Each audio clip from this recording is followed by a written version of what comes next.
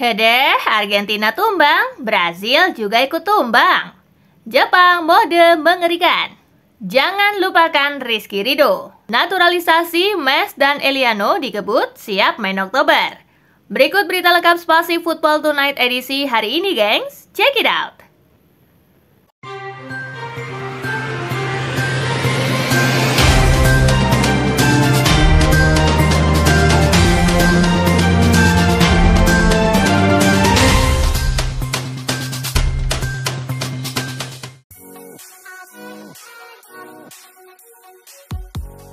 Kualifikasi Piala Dunia 2026, Argentina kalah 1-2 dari Kolombia. Kolombia versus Argentina berlangsung di Estadio Metropolitano Roberto Meléndez. Tuan rumah unggul di menit ke-25 lewat aksi Yerson Mosquera. Argentina menyamakan kedudukan di menit ke-48 lewat aksi Nico Gonzalez. Kolombia kembali unggul lewat eksekusi penalti James Rodriguez di menit ke-60. Sampai laga tuntas, Argentina tidak dapat mencetak gol balasan lagi. Albiceleste pun tumbang 1-2. Argentina masih di puncak klasemen dengan 18 poin. Kolombia bercokol di urutan kedua dengan 16 angka.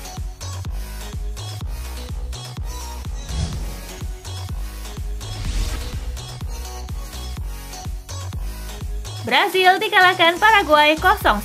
Paraguay berhadapan dengan Brazil di Estadio Defensores del Chaco.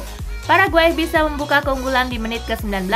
Diego Gomez melepas sepakan jarak jauh terukur yang tak terbendung Ellison. Tak ada tambahan gol di sisa laga, skor 1-0 untuk kemenangan Paraguay menghiasi pertandingan. Kekalahan ini bikin Brazil tertahan di peringkat kelima dengan 10 angka, sementara untuk Paraguay tambahan 3 angka bikin posisi mereka naik ke urutan ke-7.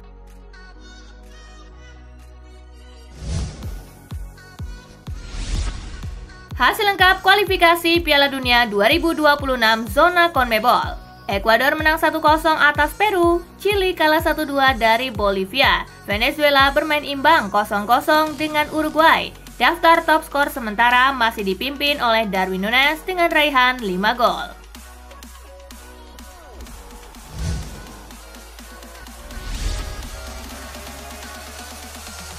Jepang di kualifikasi Piala Dunia, 2 laga bikin 12 gol tanpa bobol. Jepang begitu mengerikan di kualifikasi Piala Dunia 2026.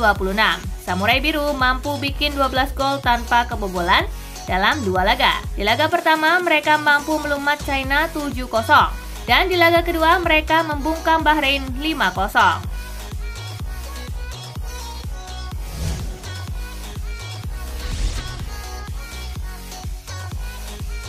Fans Australia tuntut pemecatan Graham Arnold usai diimbangi Indonesia. Australia kembali gagal meraih kemenangan di kualifikasi Piala Dunia 2026 usai diimbangi Indonesia.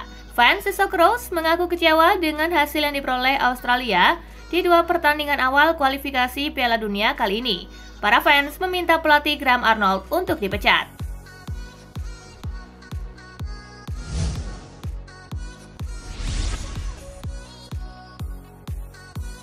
Jangan lupakan Rizky Ridho.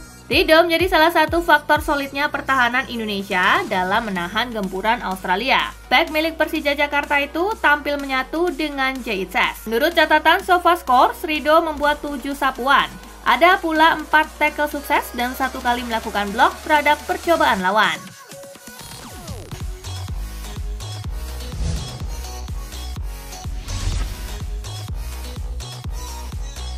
Timnas Indonesia harus perbaiki serangan balik.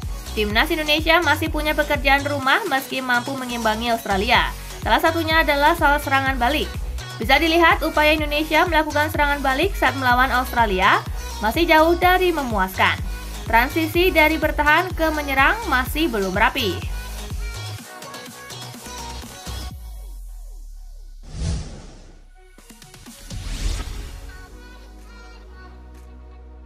Naturalisasi Messi dan Eliano dikebut.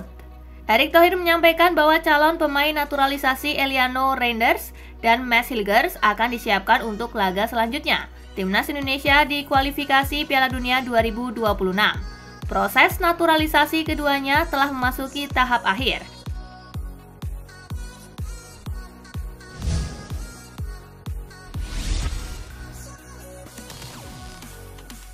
Masih adakah tempat untuk Chiesa di timnas Italia? Formasi baru timnas Italia tanpa Federico Chiesa langsung moncer di awal UEFA Nations League 2024-2025. Masihkah ada tempat untuk Chiesa? Luciano Spalletti sendiri mengutarakan bahwa Chiesa belum akan terlibat banyak.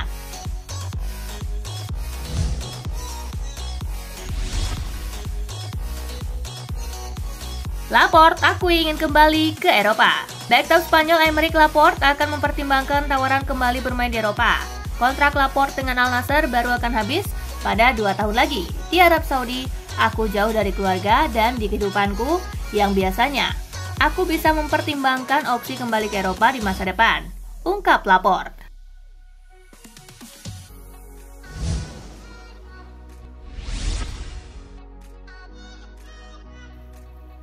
Pochettino resmi jadi pelatih baru timnas Amerika Serikat. Mauricio Pochettino telah resmi ditunjuk sebagai pelatih kepala timnas Amerika Serikat yang baru menyusul kepergian Greg Berhalter.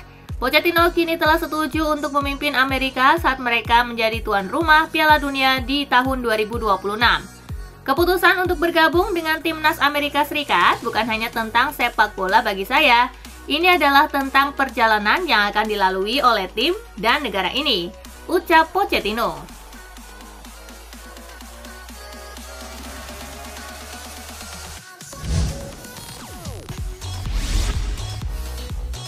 Victor Gyökeres pilih bertahan di Sporting saat memasuki bulan Januari.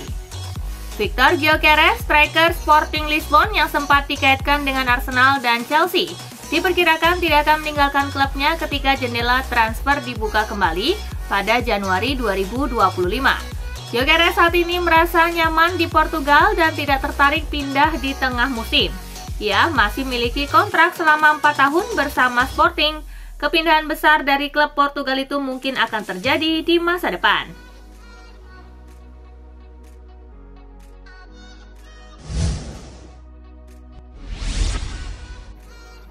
Pantas saja Vasco da Gama batalkan transfer Sergio Ramos. Vasco da Gama semula terpincut untuk mendapatkan jasa legenda Real Madrid Sergio Ramos. Bagai gayung bersambut karena perwakilan dari bek Spanyol itu pun membuka jalan bagi Vasco untuk merealisasikan transfer ini.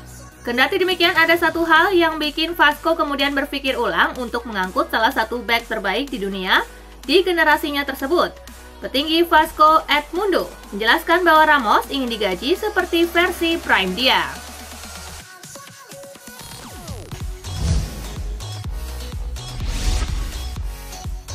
Sukacita ganda Harry Kane usai hajar Finlandia. Harry Kane menjadi tokoh utama ketika Inggris mengalahkan Finlandia 2-0 di Stadion Wembley.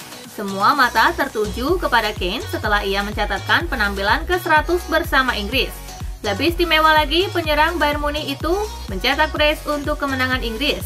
Di laga ini, dia mencetak golnya yang ke-26 dan 27 dalam 35 penampilan di Wembley untuk negaranya, yang merupakan jumlah terbanyak dari semua pemain Inggris di venue keramat tersebut.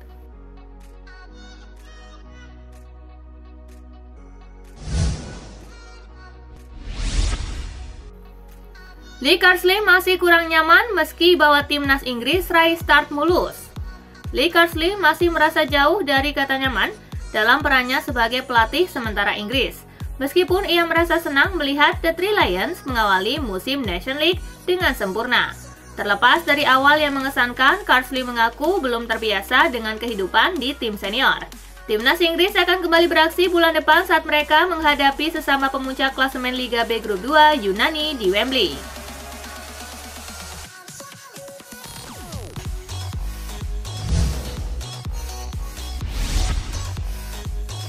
Raheem Sterling diprediksi jadi andalan di sisi kiri serangan Arsenal. Jermaine Pennant menilai keputusan Mikel Arteta untuk merekrut Sterling adalah langkah yang cerdas, terutama karena Arteta pernah melatih Sterling saat di Manchester City. Pennant yakin bahwa rekrutan anyar Raheem Sterling kini menjadi opsi terbaik di sisi kiri serangan Arsenal. Dengan kedatangan Sterling, ia juga bisa membantu Gabriel Martinelli kembali ke performa terbaiknya.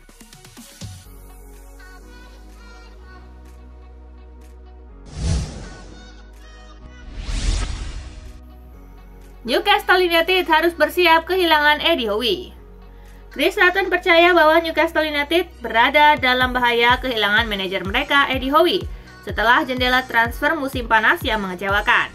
Meskipun The Magpies saat ini berada di peringkat kelima dengan 7 poin dari 3 pertandingan Premier League, Sutton mengungkapkan bahwa kegagalan transfer Guehi ditambah dengan rumor yang mengkaitkan Howe dengan pekerjaan manajer tim nasional Inggris menjadi alasan besar kekhawatiran.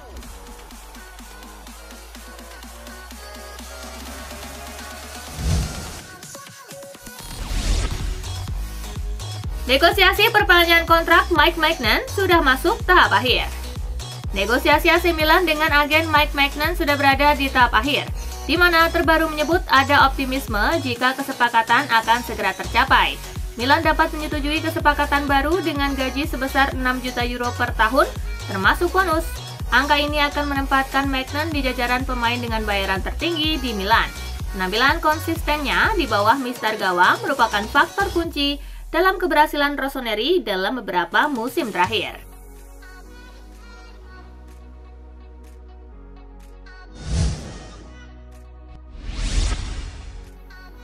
Hansi Flick kirimkan pesan untuk staf pelatih Barcelona. Hansi Flick mengajak semua anggota stafnya untuk makan siang di restoran Jan Ferran di Sant Quirze del Vallès untuk merayakan awal yang baik bagi tim dalam menghadapi musim ini. Selama perayaan tersebut, pelatih Barcelona itu mengatakan kepada para asistennya bahwa kemenangan yang telah mereka raih sejauh ini dan yang akan mereka raih selanjutnya adalah milik masing-masing anggota staf, seluruh tim, dan para pemain, dan bukan hanya miliknya.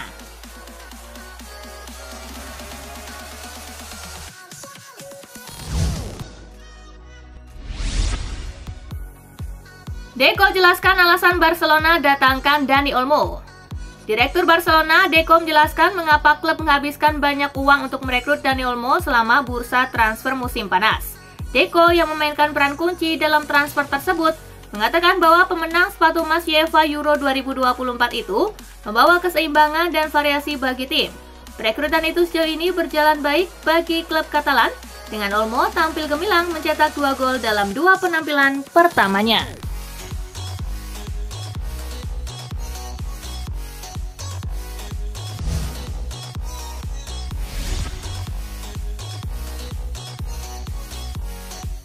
Nah, itulah berita sepak bola terupdate dalam segmen Spasi Tonight kali ini, gengs.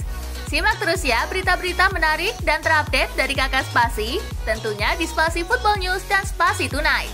See you!